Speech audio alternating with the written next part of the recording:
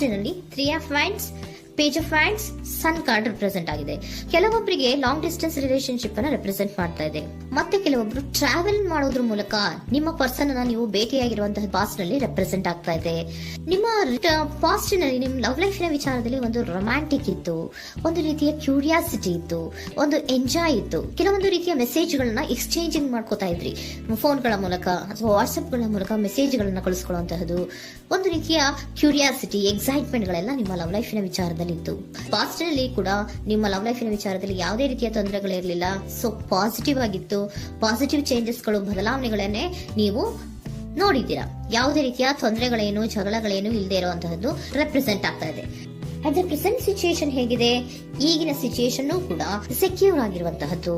ನಿಮ್ಮ ಲವ್ ಲೈಫಿನ ವಿಚಾರದಲ್ಲಿ at present ಅಲ್ಲೂ ಕೂಡ, ಈ ಹಿಂದೆನೂ ಕೂಡ ನಿಮಗೆ ಚೆನ್ನಾಗೇ ಇತ್ತು, ಈಗಲೂ ಕೂಡ ಪ್ರೆಸೆಂಟ್ ಅಲ್ಲಿ ನಿಮಗೆ ಕಿಂಗ್ ಆಫ್ ಪ್ಯಾಂಟಿಕಲ್ ರೆಪ್ರೆಸೆಂಟ್ ಆಗ್ತಾ ಇರೋದ್ರಿಂದ ನಿಮಗೆ ಲವ್ ಲೈಫಿನ ವಿಚಾರದಲ್ಲಿ ಚೆನ್ನಾಗೇ ಇದೆ. ಸೊ ಒಂದು ಭದ್ರತೆ ಇದೆ. ಲವ್ ಲೈಫಿನ ವಿಚಾರದಲ್ಲಿ ಒಂದು ಸಾಮರಸ್ಯ ಇದೆ. ಯಾವುದೇ ರೀತಿಯ ತೊಂದರೆಗಳು ಏನು ಕಾಣ್ತಾ ಇಲ್ಲ. ಸೆಕೆಂಡ್ ಕಾರ್ಡ್ ಬಂದಿರುವಂತಹ ಪ್ರೆಸೆಂಟ್ ಸಿಚುಯೇಷನ್ ಸ್ಟ್ರೆಂತ್ ಇದೆ, ಬಾಂಡೇಜ್ ಇದೆ. ಚೆನ್ನಾಗಿ ನೀವಿಬ್ಬರ ಮಧ್ಯೆ ಒಂದು ಬಾಂಡೇಜ್ ಇದೆ, ಸಾಮರಸ್ಯ ಇದೆ, ಹೊಂದಾಣಿಕೆ ಗುಣಗಳು ತುಂಬಾ ಇದೆ. ಆದ್ರೂ ಕೂಡ ಅಟ್ ಪ್ರೆಸೆಂಟ್ ಅಲ್ಲಿ ಕೆಲವೊಂದು ವಿಚಾರಗಳ ಬಗ್ಗೆ ಅನುಮಾನವನ್ನ ಪಡ್ತಾ ಇರುವಂತಹದ್ದು ರೆಪ್ರೆಸೆಂಟ್ ಆಗ್ತಾ ಇದೆ. ಅಟ್ ಪ್ರೆಸೆಂಟ್ ಅಲ್ಲಿ ನೀವು ಕೆಲವೊಂದು ವಿಚಾರಗಳ ಬಗ್ಗೆ ನಿಮ್ಮ ಮೇಲೆ ನೀವು ಕೆಲವೊಂದು ಡೌಟ್ ಅನ್ನ ಪಡ್ತಾ ಇರುವಂತಹದ್ದು ರೆಪ್ರೆಸೆಂಟ್ ಆಗ್ತಾ ಇದೆ. ನಿಮ್ ಲವ್ ಲೈಫಿನಲ್ಲಿ ಕೆಲವೊಂದು ರೀತಿಯ ಭದ್ರತೆಗಳಿದೆ. ಸೊ ಯಾವುದೇ ರೀತಿಯ ತೊಂದರೆಗಳೇನೂ ಇಲ್ಲ, ಒಂದು ರೀತಿಯ ಗುಡ್ ಬಾಂಡೇಜ್ ಇದೆ. ಆದ್ರೂ ಕೂಡ ನಿಮ್ಮಲ್ಲಿ ಯಾಕೋ ಆತ್ಮವಿಶ್ವಾಸ ಇಲ್ಲ, ಆತ್ಮವಿಶ್ವಾಸದ ಕೊರತೆಗಳು ರೆಪ್ರೆಸೆಂಟ್ ಆಗ್ತಾ ಇದೆ.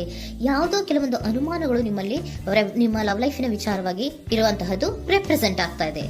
ಏನಾದ್ರೂ ತೊಂದರೆ ಆಗ್ತಾ ಇದೆಯಾ, ನನ್ನ ಲವ್ ಲೈಫಿನ ವಿಚಾರವಾಗಿ ಏನಾದ್ರೂ ತೊಂದರೆ ಆಗ್ತಾ ಇದೆಯಾ ಅಂತ ನಿಮ್ಮಲ್ಲಿ ನೀವು ಅನುಮಾನವನ್ನ ಪಡ್ತಾ ಇರುವಂತಹದ್ದು ರೆಪ್ರೆಸೆಂಟ್ ಆಗ್ತಾ ಇದೆ. ಫ್ಯೂಚರಿನ ಬಗ್ಗೆ ಹೇಳೋದಾದ್ರೆ ಕ್ವೀನ್ ಆಫ್ ಪ್ಯಾಂಟಿಕಲ್ಸ್ ಬಂದಿದೆ. ಕ್ವೀನ್ ಆಫ್ ಪ್ಯಾಂಟಿಕಲ್ಸ್ ಬಂದಿರುವಂತಹದ್ದೇನು, ಒಂದು ರೀತಿಯ ಪೋಷಣೆಯನ್ನ ಮಾಡುವಂತಹದ್ದು ರೆಪ್ರೆಸೆಂಟ್ ಆಗ್ತಾ ಇದೆ.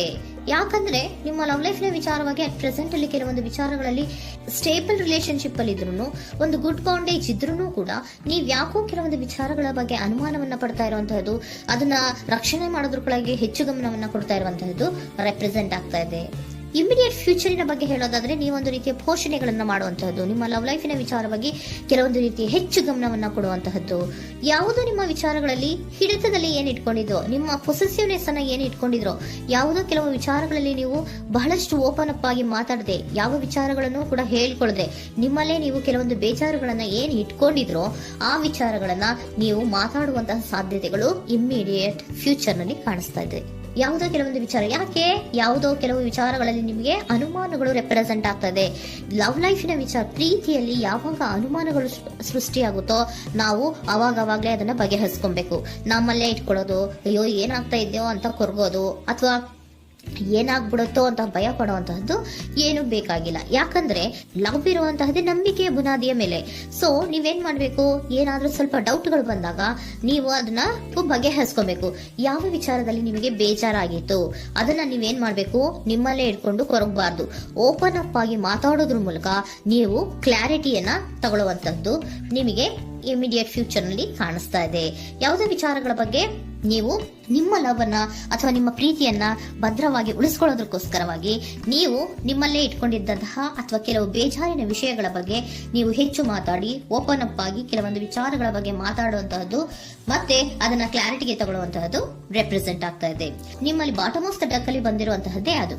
ಖುಷಿಯಾಗಿರ್ಬೇಕು, ಸಂತೋಷವಾಗಿರ್ಬೇಕು, ನಮ್ಮ ಲವ್ ಲೈಫಿನ ವಿಚಾರದಲ್ಲಿ ಒಂದು ಎಂಜಾಯ್ ಇರಬೇಕು, ಮತ್ತೆ ನೆಮ್ಮದಿ ಇರಬೇಕು, ಯಾವುದೇ ರೀತಿ ಗಲಿಬಿಲಿಗಳಿರಬಾರ್ದು ಅನ್ನೋಂತಹದ್ದೇ ನಿಮ್ಮ ಎನರ್ಜಿಯಲ್ಲಿ ರೆಪ್ರೆಸೆಂಟ್ ಆಗ್ತಾ ಇರೋದು.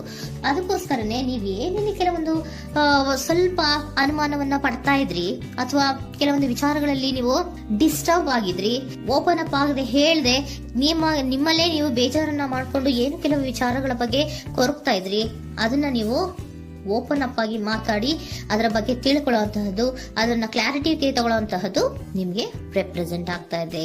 ಪಾಸ್ಟಿನಲ್ಲಿ ನಿಮ್ಗೆ ತುಂಬಾನೇ ಚೆನ್ನಾಗಿತ್ತು, ಅಟ್ ಪ್ರೆಸೆಂಟಿನಲ್ಲೂ ತುಂಬಾನೇ ಚೆನ್ನಾಗಿದೆ.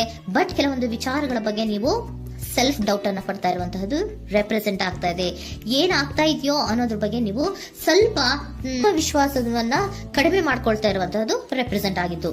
ಬಟ್ ಆದ್ರೆ ಇನ್ ಇಮಿಡಿಯೇಟ್ ಫ್ಯೂಚರ್ ನಲ್ಲಿ ಏನಪ್ಪಾ ಅಂದ್ರೆ ನಿಮ್ಮ ಲವ್ ಲೈಫ್ ಅನ್ನ ನಾವು ಉಳಿಸ್ಕೊಬೇಕು, ನಾನು ಎಲ್ಲವನ್ನ ನಮ್ಮ ಕಂಟ್ರೋಲ್ ಅಲ್ಲೇ ಇಟ್ಕೊಂಡು ಅಥವಾ ಪೊಸೆಸಿವ್ನೆಸ್ ಅನ್ನ ಬೆಳೆಸ್ಕೊಂಡು ನಾನೇ ಬೇಜಾರು ಮಾಡ್ಕೊಂಡಿದ್ರೆ ಸರಿ ಇಲ್ಲ, ನಾನು ಓಪನ್ ಅಪ್ ಆಗಿ ಮಾತಾಡಿ ಕೆಲವೊಂದು ವಿಚಾರಗಳ ಬಗ್ಗೆ ನಾನು ಕ್ಲಾರಿಟಿಯನ್ನ ತಗೋಬೇಕು ಅಂತ ಆಲೋಚನೆಯನ್ನ ಮಾಡ್ತಾ ಇರುವಂತಹದ್ದು ರೆಪ್ರೆಸೆಂಟ್ ಆಗ್ತಾ ಇದೆ. ಓಕೆನಾ? ಒಂದು ಏಂಜಲ್ ಗೈಡೆನ್ಸ್ ನ ನಿಮ್ಮ ಲವ್ ರೀಡಿಂಗಿನ ವಿಚಾರವಾಗಿ ತಗೊಂಡ್ಬಿಡೋಣ ಅಲ್ವಾ. ದ ಸಿಚುಯೇಷನ್ ವಿಲ್ ಇಂಪ್ರೂವ್, ಸಿಚುಯೇಷನ್ಗಳು ಇಂಪ್ರೂವ್ ಆಗತ್ತೆ. ನೀವು ನಿಮ್ಮಲ್ಲೇ ಇಟ್ಕೊಂಡು ಕೊರಗಬೇಡಿ. ಯಾವುದೇ ವಿಚಾರಗಳನ್ನ ನಾವು ಓಪನ್ ಅಪ್ ಆಗ್ಬೇಕು. ನಾವೇ ಬೇಜಾರು ಮಾಡ್ಕೊಂಡ್ರೆ ಅವ್ರಿಗೆ ಏನ್ ಅರ್ಥ ಆಗುತ್ತೆ, ನಿಮ್ ಪರ್ಸನ್ ಏನ್ ಅರ್ಥ ಆಗುತ್ತೆ, ಏನಕ್ಕೆ ಬೇಜಾರು ಮಾಡ್ಕೊಂಡಿದೀರಾ ಅಂತ ಅವ್ರು ತಿಳ್ಕೊಬೇಕು ಅಲ್ವಾ. ನಿಮ್ಗೆ ಅವರಲ್ಲಿ ಏನೇ ರೀತಿ ಕ್ಲಾರಿಟಿ ಬೇಕು ಅಂದ್ರೂ ಕೂಡ ನೀವು ಮಾತಾಡಿ ಕ್ಲಿಯರ್ ಮಾಡ್ಕೊಳ್ಳಿ. ಅವಾಗ ಏನಾಗುತ್ತೆ, ದ ಸಿಚುಯೇಷನ್ ವಿಲ್ ಇಂಪ್ರೂವ್ ಆಗತ್ತೆ. ಇದಿಷ್ಟು ನಿಮ್ಮ ಮಂತಿನ ಲವ್ ರೀಡಿಂಗ್.